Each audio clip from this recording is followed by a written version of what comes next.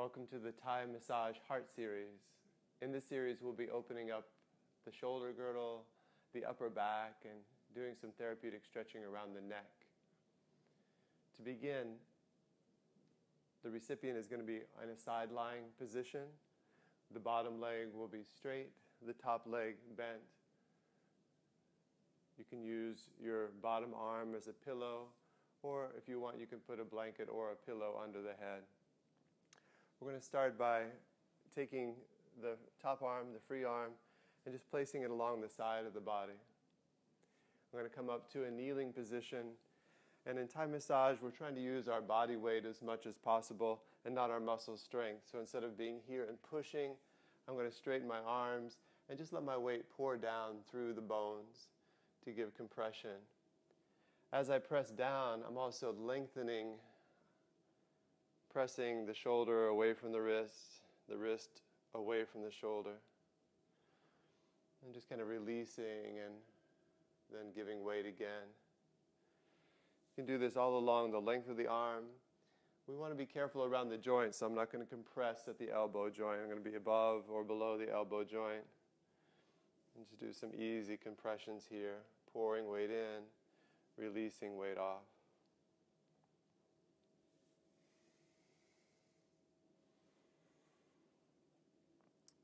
You can take the hand and flip it upside down so you see the palm.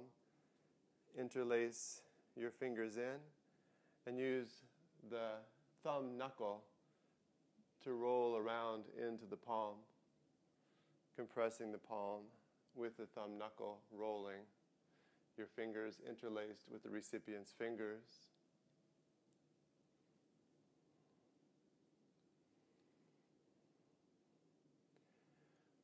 This video is more just instructional on your own. You can take more time for each of these postures. You can also do thumb pressure into the palm. My hands wrap around the palm. The palm is facing up to me. I'm going to use my thumbs to press down. We follow the lines of the thumb and the pinky finger and do compression. And then start back at center palm and do the ring finger and first finger, follow those lines, all the way out to the fingertips. And then finally coming back and following both thumbs up the middle finger. Again, you can do this multiple times, you can take longer. You could do little thumb circles as you travel along the length of the finger. Different ways of adding more therapeutics to any of the positions. We're next going to bring the elbow to bend so the hand slides behind the back. I'm going to hook my close arm underneath that, my back arm over, interlace around the shoulder. I'm going to use this just to mobilize the shoulder in some circles. Again, I'm going to keep this as easy as I can for myself. I let my heart make little circles. Instead of kind of being here, you can use your shoulders. You can let your whole body provide weight that pulls. Periodically checking out your partner's facial expression will give you insight into whether you're giving too much. But as you're practicing, you might just invite your partner to give you verbal feedback as you're learning, and then the practice can become more silent once you feel more secure with your skills. For these last few circles, I'm going to take the arm that's underneath his arm and bring it elbow down into the back. So I'm kind of scraping down the back with my elbow.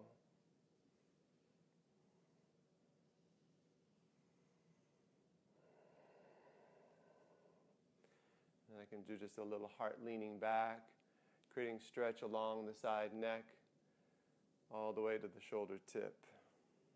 Again, it's just my body weight pulling. I'm not up here using a lot of muscle strength. That kind of straining will create strain for the recipient as well. You want to keep this as easy as possible for yourself and for the person you're treating.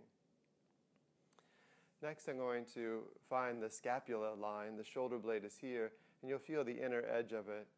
I'm going to hook straight fingers under that scapula line and draw the shoulder back so that my fingers can kind of dive underneath the shoulder blade. And I can walk my fingers the whole length of that shoulder blade. I do a little release of the shoulder, and then as I pull the shoulder back, my fingers dive in. Release and dive. Again, you do this on the whole length of the shoulder blade. It starts up here, goes all the way down to the lower tip here. Again, you can take longer times. You can do a little pull, taking the shoulder blade off of the back slightly, stretching the muscles underneath.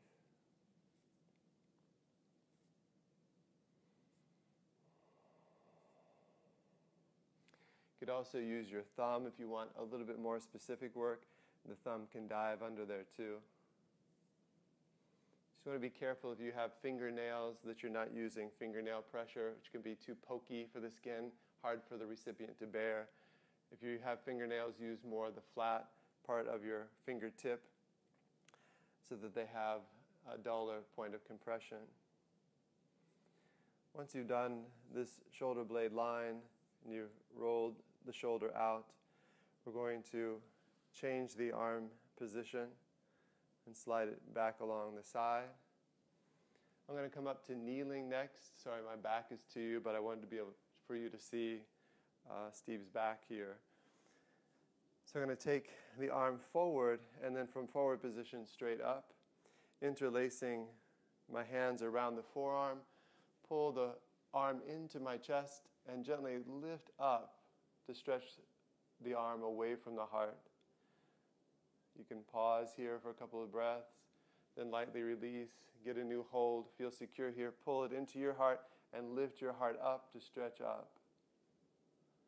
You don't have to pick the person all the way up off the floor. Just provide a long stretch for the shoulder, opening out to the side. You can do 3 or 4 of these. After which we're going to take the arm forward again and then bring it overhead.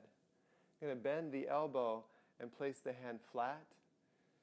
Put one hand on the tricep between the elbow and shoulder, the other hand on the side ribs, and do a little compression here. The hand along the side ribs can walk up towards the shoulder girdle. Similarly, you could walk the length of the tricep with the arm that's there. And then a feeling of reaching those points away from each other. My right hand now is dragging towards the elbow. My left hand is dragging down towards the waist, creating length along the outer shoulder. And you can always watch. This can be a tricky position for some people's shoulders. Keep watching the face, noticing any grimaces that might mean that you've gone a little too deep or too far. I can also use thumb, again, a little more specific, to work the tricep and outer shoulder.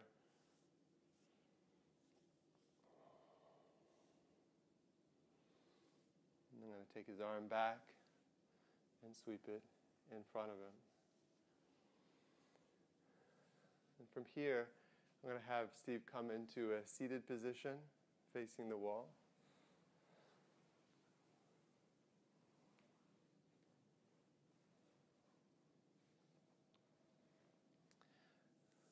Make sure everyone can see here. Good. And so here we can work the line of the shoulders. We're going to use the forearms. If I use the muscly part of my forearm, it's a little more tenable for the person to receive that kind of pressure. If I want a more specific or deeper pressure, I'm going to use the bony ridge of my forearm. So just going to come up behind, starting close to where the neck and shoulder meet. Place the arms, and then feel the torso heavy, so you're dropping down. Again, not from staying up and using my shoulder strength to press, but just kind of leaning in with your body weight. This shoulder area is a place that tends to be rather dense and tight. So feel welcome to give a good amount of pressure. Again, you can get feedback from your partner. And I'm just kind of doing these, walking the forearms down the shoulder. Don't want to compress so much into the bone, so out here at the edge there's a bony ridge. I'm going to stay just inside of that bony ridge, working the line from the neck to that bony ridge. This is also a place where you can kind of just drop in and hang and take a few breaths.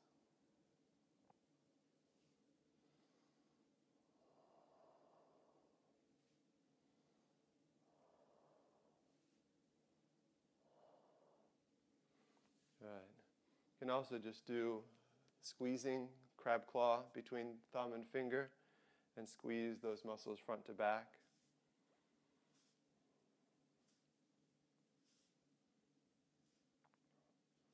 I'm going to have Steve dip his head forward, chin to chest. Interlacing my fingers, I'm going to use the heels of the hands to squeeze along this neckline, starting close to the shoulder girdle. I'm going to come down and squeeze together here. And then walk my hands up a little bit the neck and squeeze again here. Walking all the way up towards the occiput, the base of the skull. Again, you can do these for longer holds, a longer squeeze. You can change the amount of pressure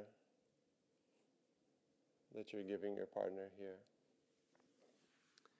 And I'm going to bring his head back up. Take his hands behind and do a little reverse stretch here. You can take the wrists or forearms, pull back, and just give him a stretch in this direction.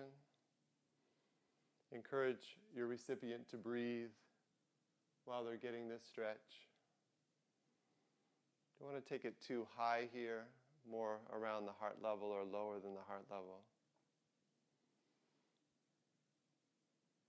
If you want to do a little more here, you could come to a seated position and use your foot into the back and do a little forward pressure on either side.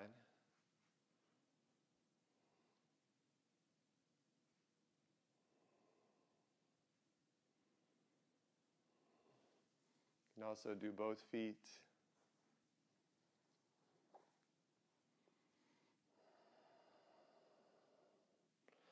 And you can walk the feet along the back, behind the heart, massaging as you gently draw back on the arms.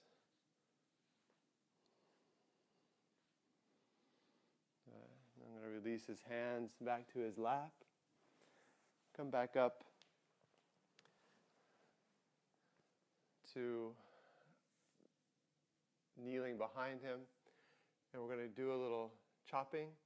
I'm going to let my fingers be separate instead of holding them rigidly together, and they're going to click. Again, I want to do this on the muscly part and not out here on the bony part or on the shoulder blade. You can do the paraspinals that are in between the shoulder blade and the spine. And the other side too. You can also do soft fist drumming. For soft fist, the fingernails are untucked and the hand is relatively soft. Just a little thud, thud, thud. Again, along the muscles and not on the bones.